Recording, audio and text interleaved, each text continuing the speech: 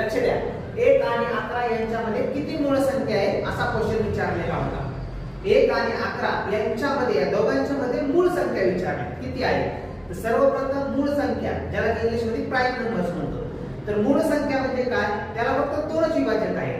ते म्हणजे मूळ संख्या म्हणजे ज्या संख्येला स्वतःने आणि 1 ने भाग जातो त्याला मूळ संख्या म्हणतात. म्हणजे दोनच विभाजक आहे.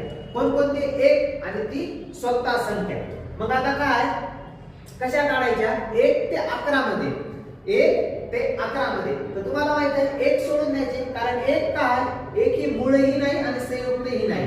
2 बघा, 2 ला काय, 2 ने भाग जातो आणि ती संख्या व्यतिरिक्त आणखी कोणती संख्या आहे ते बघा, 3 ला काय ने 3 ने भाग जातो आणि त्या संख्येने 1 नेही भाग जातो. त्याच्यानंतर 5 बघा, 5 ला दोनच विभाजक आहेत, 1 ते 1 आणि ती स्वतः संख्या. त्यानंतर काय, 7 आणि 11.